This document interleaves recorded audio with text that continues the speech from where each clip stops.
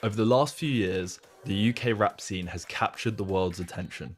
I'm calm. I got the devil in my palm. No, I said that I wear sunglasses at night, but tonight I need to see what I want. With the promise of money, fame and success, thousands have picked up the mic, aspiring to create the next viral hit. I turned 21 and I felt like a bummer. I was watching the time just ticking. Them times I was just like everyone else. These days I'm 1 in a million. One of these rappers chasing the dream is Benicio. Remember being younger, listening to Skepta. Now I'm in the game and trying to show him that I'm next up. Dope rhymes, punchlines, I hit him like a wrestler. Don't forget it's not my nigga, that's a trifecta. At just 11 years old, he left the UK behind and moved to Ghana. It was there that he found rap, began writing music, and co-founded the group RudeWRLD. I've got a good eye for talent. He was one of the first that I, do you know what I mean, believed in from the beginning. Recognition came early, with their album climbing to number 5 on the Ghanaian charts, giving him his first taste of success.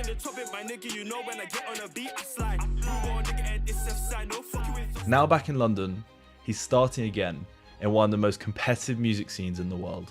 Like my main focus was like, yeah, music, but then it's like, okay, like, but I need to make money to make music, you understand? I'm on a journey to uncover the man behind the music. From speaking to those closest to him, and I would want him to succeed in everything he does. You know, the Grammy, let me give him another 10 years, let me not do too much. to finding out what it really takes to make it in rap. Like, my back was against the heater, it wasn't on, and I was just like, fuck, like, how am I gonna make this shit pan out, you feel me? So. And after 10 years of grinding, can he finally turn that dream into a reality? I'm Zach Bream, and this is Off the Tangent.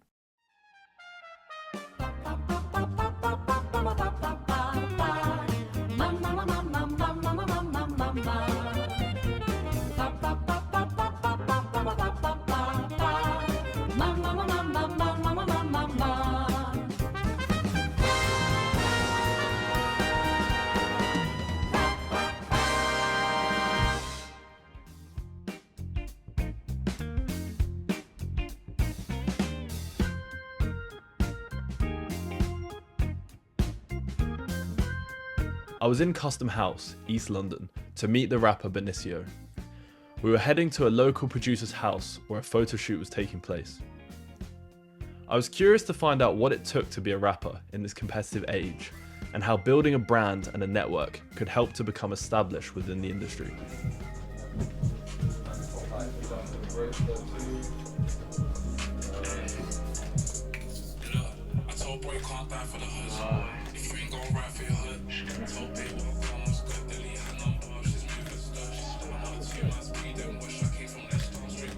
So yeah, man, we're basically doing a shoot for RudeWRLD for the jerseys. It's something that we've planned for quite a while, couple of months, and it's something that we even did like 2 years ago, but it's a blessing that we're able to kind of like bring it into fruition today, you know?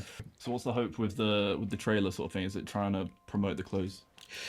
It's more than just promoting the clothes. I feel like we're trying to tell a story, you feel me? Because if you see all the posters which we've hung up on the wall, like they kind of tell a story as into our interests and the things that we hold dear to us, whether it's music or interests, whatever it may be. We just want to tell stories. I think that's what this shit is about at the end of the day, telling stories. And that's what we hope to do through the clothes, through the trailer, through all of that, man. So, nah, it's cool, bro.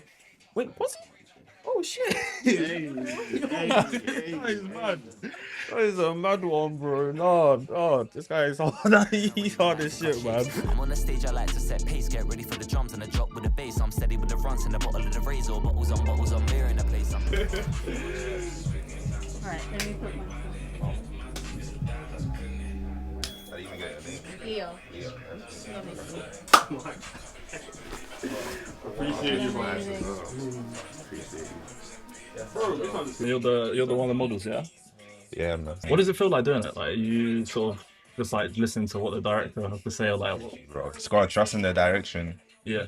Just feel fly in yourself and just, bro, just look at the camera. You gotta be confident, yeah. Yeah, just gotta look at the camera, like. Zone out, I almost fell asleep when I was listening. Just chilling, bro. Yeah, but it's cool though. It's cool. It's good. That's good.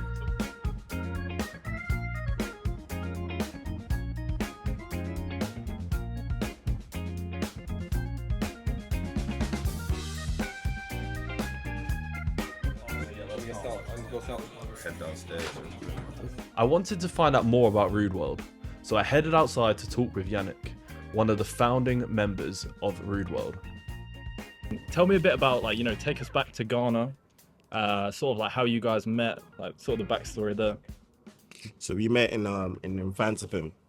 It's like the best secondary school in the world, but in Ghana basically. Yeah. So yeah, that's where we met. I was a senior. That time I was ducking him because they said there's this new best rapper. I was in Form 3, he was in Form 1. This new best rapper, tall, he's gonna take your spot. So I was like, yeah. So I was like, no, I'm not hearing him. And the RudeWRLD, one of your albums, it did quite well, didn't it? Back in Ghana, if I'm not. Dreams Were Fighting for. Yeah, Dreams Were Fighting. 2022. Yeah. Monumental. What was the success of that? Like, talk a little bit about that. Man, you know what? The thing is, like, before we even got there, my lord, you know how J. Cole says he didn't think that his album was coming out? Yeah. Like the fall off. That's how it was for us. It was a fight, bro. Really? But it was amazing. But we needed a team. That album just showed us that you need a team. You can't just do it by yourself. Our predecessors, which were La Même Gang, they did well. So those were the heights and goals that we strive for. That is where we wanted to be. We didn't want to be like, oh, we have a mixtape and we're just rappers. We wanted to be artists. We wanted to have, most importantly, we just wanted to have a staple, a classic. Do you get what I'm saying? You couldn't just make an album and then put it out. You wanted to make it a statement. And another thing we need to add is this is 2022. This is the height of Afrobeats. So Ashake is coming through. A guy named Black Sharif, he was just huddling. Kwesi Arthur, like, this was a different time. So for Dreams Were Fighting For to be a success, like a hip hop album, to be successful in a year where Afrobeats is at its height, come on, man. Like that was even bigger to us. We were charting on Apple and stuff like that. That was bigger to us. Yeah, and we were on the radio as well. Not to just brag, but we were on the radio as well. So yeah, that was amazing. I wanted to understand how the creative process worked when making a clothing brand trailer. So I spoke to some of the team working behind the scenes. Do you remember what the brief is? What the sort of idea behind the set Do you want me to design? walk you through the entire story? Yeah, let's hear like how you guys do it. Okay, so we have a young boy that's coming back from school because he's gonna be in a school uniform. That's a very important little detail there. Back to his room. The energy is low, tired. Things need to come together the moment he sits down, he produces music, he's into his element, and all of a sudden things kind of come together, and the details in the room that are significant for culture or whatever he likes, like music and stuff like that, are going to come together, and it kind of brings this warmth and energy to the actor, and then it falls into the main item, which is the jersey that has a very kind of strong message in that sense, and it ties everything together. Tables turn, these bridges burn and we live and learn. That's what it's busy, I'm working hard till a nigga earn a lot of money, the silence, all of the haters, and also all the debaters. If Fresh is one of the greatest, I'm guessing the time will tell if I am getting my crown. But in the meantime, I'm evolving, I'm perfecting my sound, up to the point that I'ma be the hottest rapper in town. It's just the way a nigga blazing, ain't no stopping.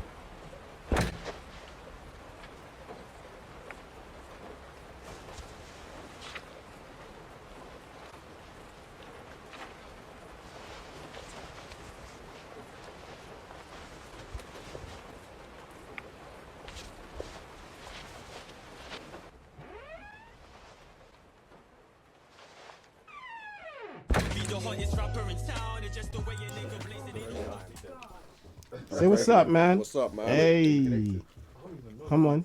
I got the yum on deck. Listen. Like, Rude Tour life, bro. I'm good, bro. I got the Greg on deck. Come on. So what's your name? Hey, I'm Dilway. What, bro? Nice to meet you. Nice to meet you. I'm Zach. 10 codeine deep, I don't know Carti, but I know about opium. If you lived in West your whole life, where I'm from probably looks dystopian. I'm trying to pop like soda. Why am I? What's up? What are you up to today, bro? Shit, bro. Today I'm just here while everyone is filming. But I happen to live here and work here with all these people, these beautiful people, innit? These creatives. Yeah. I was just making a beat earlier. Just went to Greg's, got the reload. As Come on. What you got on the Greg's order? Bro, you want to run through? All right. Croissant, 80p. That's a sausage roll, 80p. And that's a chicken roll, 80p. Yeah, no diddy on the sausage roll. This particular cookie right here, This one I picked it because it was sat in the sun, so feel that in the middle. Oh, bro, it's like You know the melted. meltation? Oh, Yeah, that's what I'm saying. wow, That's what I'm trying to be a part of. That's some so- holy cookie right there. I'm about to go indulge in that. You man kind of intercepted me, but I'm here. I'm here. So what's it like, Not about you. bro? What's it like living here? Like, you guys produce music. It's good vibes. Like, what's it like? Bro, every type of creative is welcome here, which is the mad thing. You wake up in the morning, you know, you could be in a house full of men that you've never met before, but they're all blessed. They all do the same thing as you. You know what I'm saying? It's a networking move, just even existing, coexisting with these people and being here. And this morning, bro, I woke up. I was sleeping on that floor right there on some pillows. I woke up, there's a bag of man in this room. I was like, cool, let's just get to the networking and get to the speaking. You know what I'm saying? Okay, so so you're a producer, or what I do you do? produce, I rap. Yeah, I literally just dropped the EP in December. Okay. Doing all right. Shout out my boy Hefe. He produced my EP. He also made this clothing brand, Arbitrary. Nice. The hat, the top. Yeah, make sure you get that. Make sure you get that. That's my guy. So what's the role of like networking in your industry? Would you say? Bro, I would say it's the most important role out there, innit? Yo, pan over to this guy here quickly. Yo, this is young Adam, innit? He just asked me what's the role of networking in this industry. Bro, networking is probably, that collaboration, unity, unison. Do you get what I'm saying? Bro, that is the community, innit? Like, Adam, bro, like, you know that full well, innit? This guy manages Posse, innit? Like, Posse, big success, innit? You know what I'm saying? But, yeah, bro, just fucking, bro, networking, like, every time I step to an event, I'm trying to network, I'm trying to chat to people, but at the same time, because obviously I smoke weed, sometimes I just find a corner, innit? You know what I'm just saying? relax. It's one of those. Just relax. Can't always be composed, can't always be business. You know, like, obviously that clip of my man from Cortez is going wild at the moment. He's What was talking about networking outwards, not upwards, and then growing with the people you network with, rather than trying to, like, catch these people who are like 10, 30, 50 times the amount of following you've got, go with people that are the same sort of like stages as you and then grow with them. Yeah. You know what I'm saying? So I feel like, that's why it's so important. Like, that's the role it has. That's you know what I'm saying? So you got any stories from like living in this house, like stuff that goes down? Bro, there was fun. We had some boogie neighbours in it. I don't want to get too far into it, but one time I was like just sat here, and I heard some geezer come in the back door. This is a 100% true story on my mum's life, Nan's ashes, Geezer come through the back door. And I was like, yo, who is it? I picked up the Magnum. That was my only weapon. I picked up the Magnum. I was like, who the fuck is it? He's like, no, please, I need help. And bro, it was this guy next door who'd gone nuts, innit? He was just going fucking nuts. He was arse naked in the yard. I swear to, honestly, I swear to everything, bro. You ask anyone that lived there, arse naked. He was like, I need help. I'm being chased. And then, I come out the front door. I was like, bro, you need to leave. Listen, I was like, you need to leave. And then he went to the front door, and then I felt bad because he was naked. He was like, are you at least going to give me some clothes? I was like, no, but I did feel bad. So I gave him some boxes. I gave him some of my clean boxes, some Next boxes. And I told him to like dash away and get away. Yeah. And then we called I don't know. We Did you ever see him again? Nah, I've never seen him again. The last thing he said, oh man, he said something about like, mum, you remember my name, Mummy's Boy Vegan. And I swear to God, I'm not capping. Go look up on Instagram, Mummy's Boy Vegan. He still exists out there. Give him his props, innit? He's an actor. You know, he's a cool, he might have been a cool guy. He looks like a cool guy on his Instagram. But whatever he was going through that night, yeah, bro. The door stays locked. Let me tell you that. East London gets like that, man. No risks anymore. Naked man up in the yard. Nah, joking. I just pause. Nah, joking. That's a joke, bro. All right, man. Can I I get appreciate to my you chatting Gregs? to me. Thank Yeah, you, bro. bro. You Of enjoy course, your man. Gregs, man. With the photo shoot coming to an end, Ben ran into a producer downstairs, and they had started collaborating on a song. Thank you so much. So if you don't mind, just let the beat play so I can see where I'll come in. There we go. Oh. My dad still does it to his parents. Like, he pays his own bills. You know what it is, about confidence. Right, in a minute, I'm going to need some silence, guys. Sorry, thank you. Let me check my levels. Okay, no, this is good. Yeah, okay. Let me breathe. Yeah. Let me breathe. Yeah.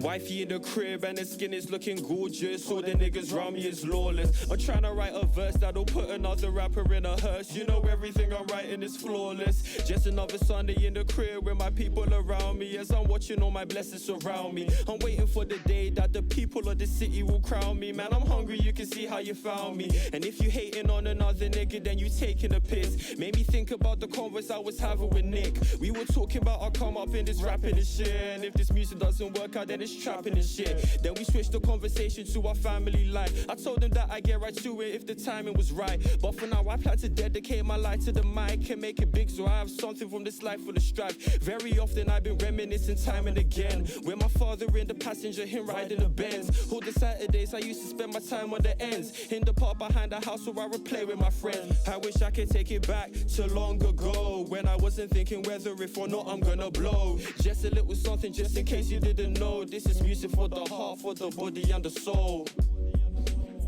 Yeah. Let me breathe. One take.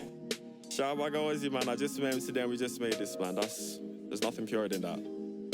Got my people around me, wifey around me. We all good, man. We out. RudeWRLD. He's talking about today. Yeah. Yeah. Deep. He's deep with it. That's hard.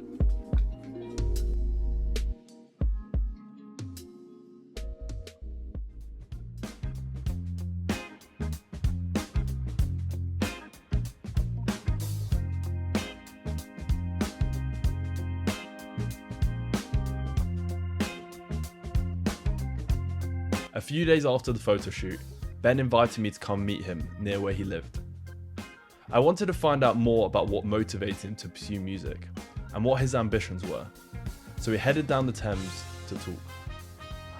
I would say the song which expresses not only my emotions but who I am as an artist and a person.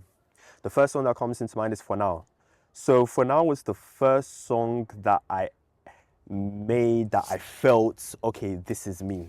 Because when you start doing music, you kind of start like following the blueprint of your favorite rapper or who you look up to, you feel me? Like people who have been around me will tell you, like, I used to write to Drake beats, J. Cole beats, like those were guys, Kendrick beats, like Big Three basically, like those were the guys that I looked up to, like coming up, you feel me? But then it gets to a point where you just kind of like have to identify your sound and like be you.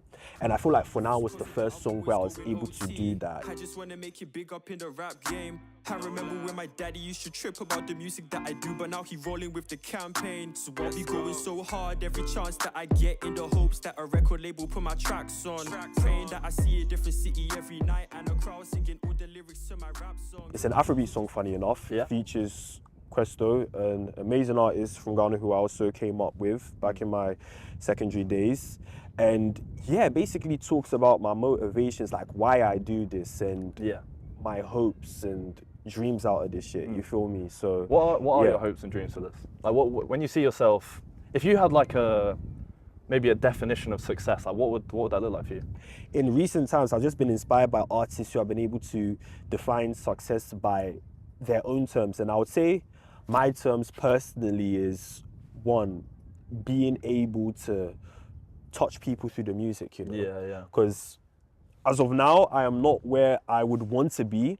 But even now, I've had people come to me, tell me like, yo, like I've listened to your song and like it touched me, and that does something for me that I don't know if selling 1 million records will give me that same gratitude or like feeling, you know? So, deep question. No, but yeah. And is there ever like a fear that you might not make the definition of success you want to make? Like, is there ever a worry that what if like you don't make it? Yeah, 100%. Yeah, because one thing I've also grown up to realize is, as pessimistic as it might sound, and it's crazy for me to say on a day as beautiful as this, but you're not that special. And when I say that, I don't mean it in a way that like you don't mean anything. Everybody means something. But there have been so many people before me who had the same dreams and aspirations, people who I've even come up with, who I shared these same dreams with, to do something, to be something. And maybe just because life got in the way, they had to put their dreams to the side. And you know, just do what they have to do, whether it be for their family or themselves. So as I get older, I also face that same fear, something I have to fight a lot actually. Yeah. After talking with Ben, it was clear that youthful ambition and the idea of success were being moulded by the struggles of life and responsibility. I wondered what the people closest to him felt about his dreams for the future. So we went to meet his sister, who had moved to Ghana with him at a young age. This one, oh wait, these are okay. Oh, I don't know why because like anytime I come, I get so excited for my mom's cooking, so automatically I just saw jollof. I saw jollof, bro. That is so crazy, man. No, but it's cute still, man. Yeah, this that African hospitality. So you were talking before about like how, you know, you and Ben sort of relied on each other, like it was just you two there for each other. Do you ever get scared, like worry for Ben, like, about his music? Like, do you ever worry about like what if he doesn't make it? Like, does that concern you? That's a deep question. Of course I do. I'm his big sister, and I would want him to succeed in everything he does. And so it's a thing of like, he's something he really loves and he's passionate about, and you know, I want him to excel in it, you know, do big things, and it's been a journey too, so yeah, for sure. Like, if you imagine in like 5 years time, like where would you want to see Ben's music? Like, if you had a dream for him, like where would it be? I want him to be touring, no pressure. I want him to be touring, like I want him to, you know, be able to like perform in front of people. I don't think he's done much of that. And so I think that would be a big deal. I think it can pull a lot of fans and people to his sound. I want him to obviously grow his fan base. You know, the Grammy, let me give him another 10 years. Let me not do too much. Let me not do too much. Like, when you moved to the UK, it was sort of off the back of the RudeWRLD album that had quite a lot of success. Yeah, you know, you probably came off this like high feeling of you know? I really did. I remember it so well, because when that album came out, like it took a lot for that to come out, and when it came out and just to see the response, to see it like charting like amongst people that like, you know, grew up and still look up to till this day. I remember I was feeling myself, man. I'm not gonna lie. I was sitting down. I was sitting down like, yeah, I'm that guy, but you know. But yeah, man. It was just like yeah, it was such a high, and I just felt so. It just gave me the fuel I needed to like keep going. And it's kind of crazy too, because when I also came to UK off the back of that, then that's when it's like, okay, like now I have to find a job. Now I have to really like, you know, grow up in a sense, you know, you feel me? So yeah. That sounds like it must have been its own challenges. Like, you were ready for sort of I was music. like I was like my main focus was like music, but then it's like, okay, like, but I need to make money to make music. You understand? I got younger siblings, you know, and I got family in general that I would also love to help like take care of, you know. So those are also things that, you know, just factor into me as a person. I am very like family oriented, because the reason why I'm still able to do this for as long as I have is off the back of my family and their support. So yeah, it's only right for me to also support them any way I can in that kind of conflict. So yeah.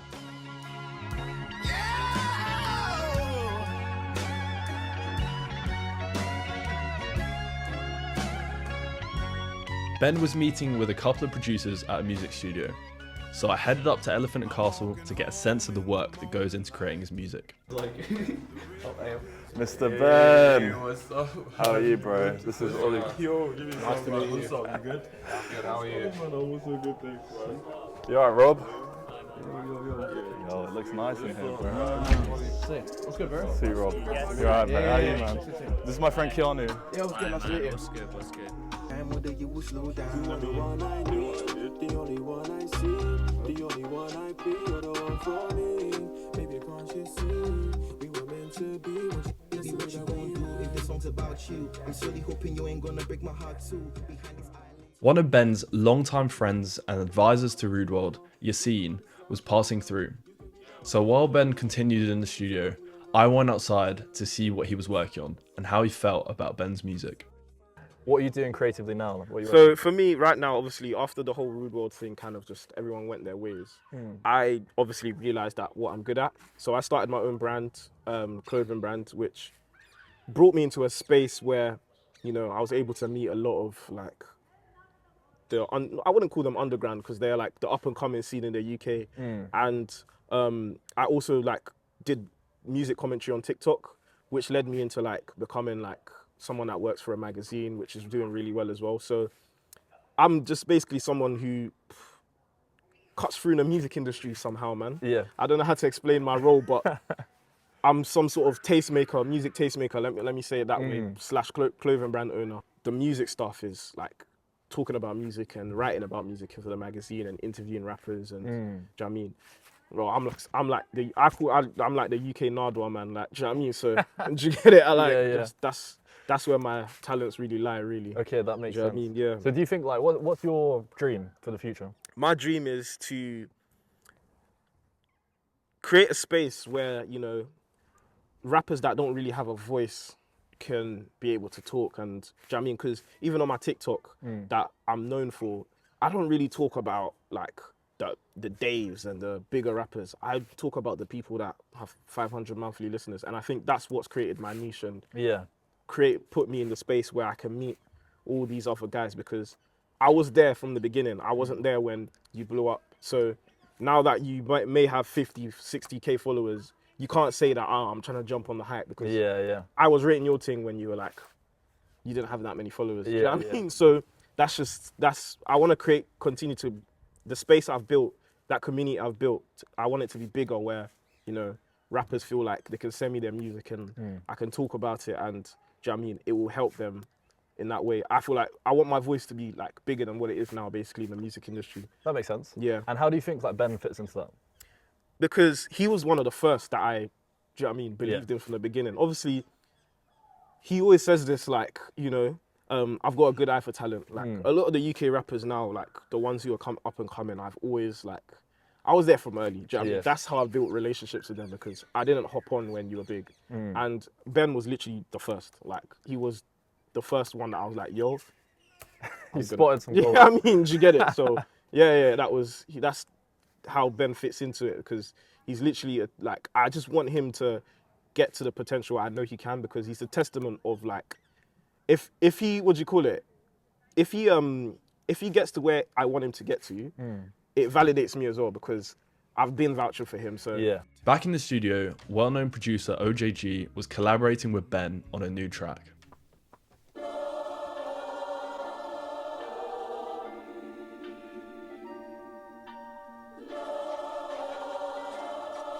Yeah. Okay. I'm fucking up all these beats, I'm killing them all, no question. Real niggas all in my section, bad girls showing me bare affection. I'm hitting her up at 2 AM, I'm hitting that shot, no Western. And if she ain't down, that's fine, I'm hitting her friend, no time for stressing. Ain't trying to chase hoes no more, my G, in fact, I'm trying to get paid. Man here trying to get laid, some man there still trying to hit fades. Turn up with gold on my niggas, you might have to call out the fire brigade. They that we make it, I'm telling them, close to the streets, man, let's throw a parade. Yeah, I like that. Nah, I like that. Nah, That's nice. Nah, that is hard, man.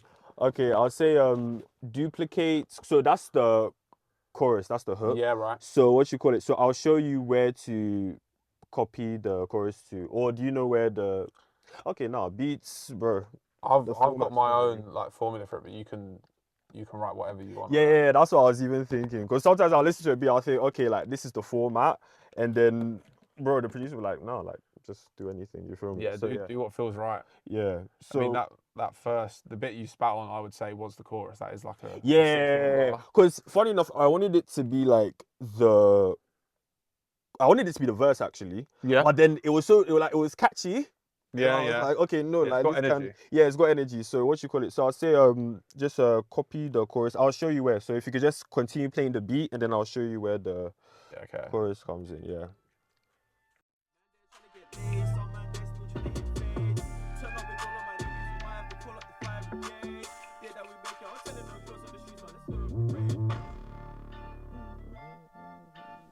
So it'll just be a verse here.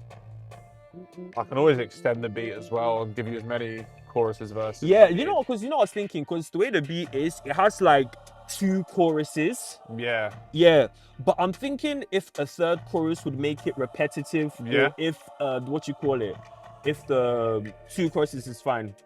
So here.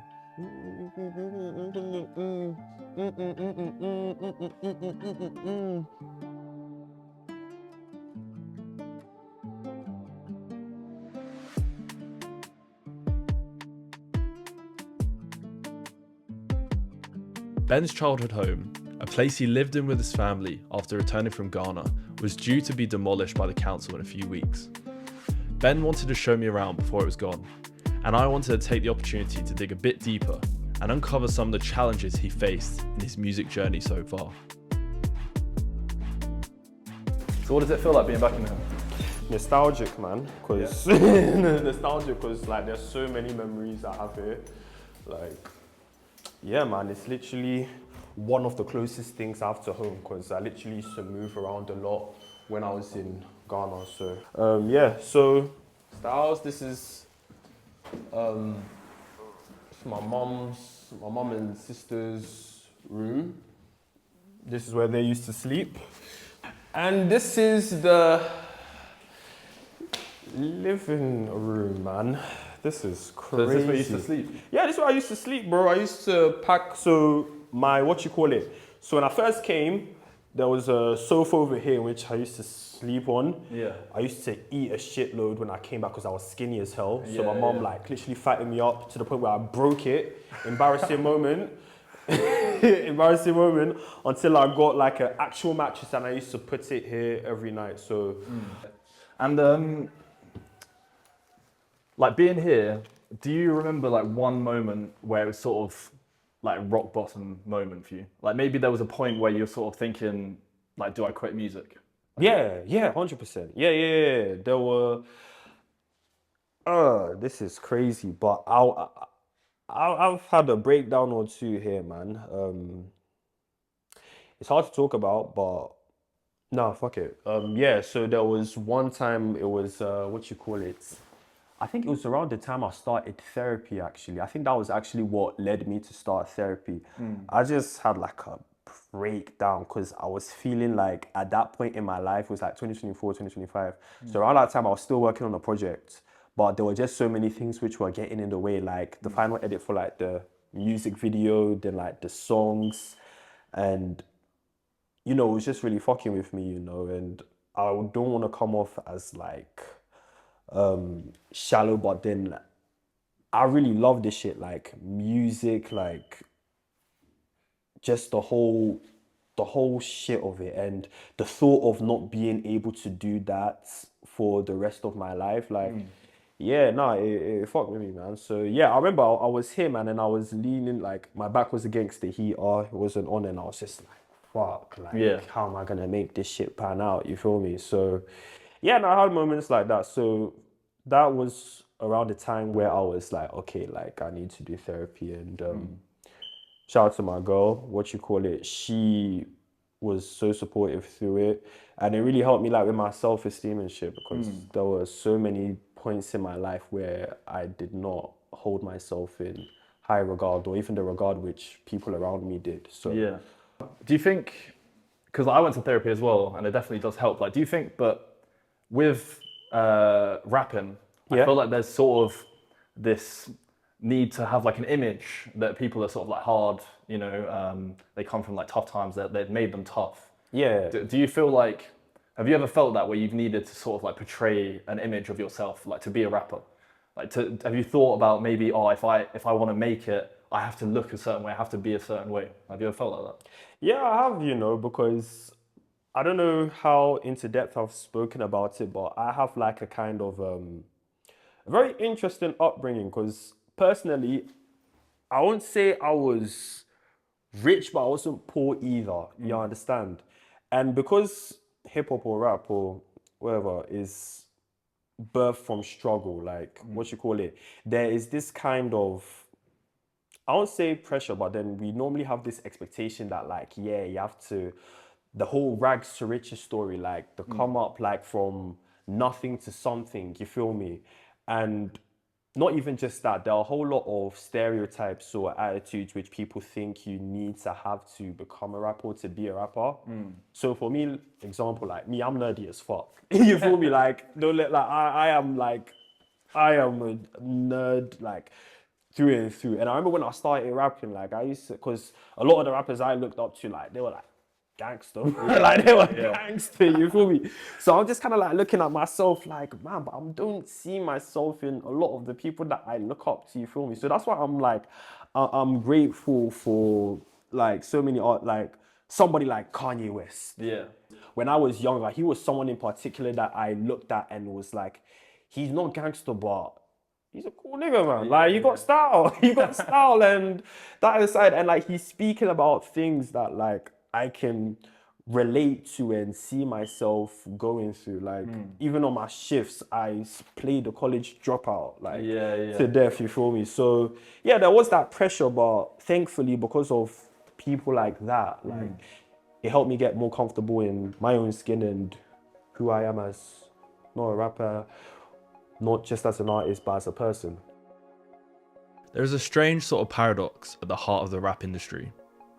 It is a world that constantly demands authenticity, yet so often forces artists to project a flawless illusion of wealth and invincibility. But in spending time with Ben, I didn't find someone chasing an illusion. Instead, I found a man attempting to bridge the gap between two entirely different lives. The boy who first discovered his voice in a Ghanaian school, and the Londoner quietly navigating gentrification, money, and the heavy, silent weight of expectations. As the walls of the childhood flat prepared to come down, erasing the physical reminders of his most difficult years, Ben is busy building something else entirely. With his brand, with his friends, and with every hour spent in the studio, he is attempting to construct a future from the ground up. It takes a certain kind of bravery, or perhaps a necessary kind of madness, to look at the staggering odds of making it in UK rap and decide to bet everything on yourself anyway. Where Benicio's story goes from here, I can't quite say. But as he steps out into the city, listening to a sound that is now entirely his own, it feels as though, in his own way, that he's already won.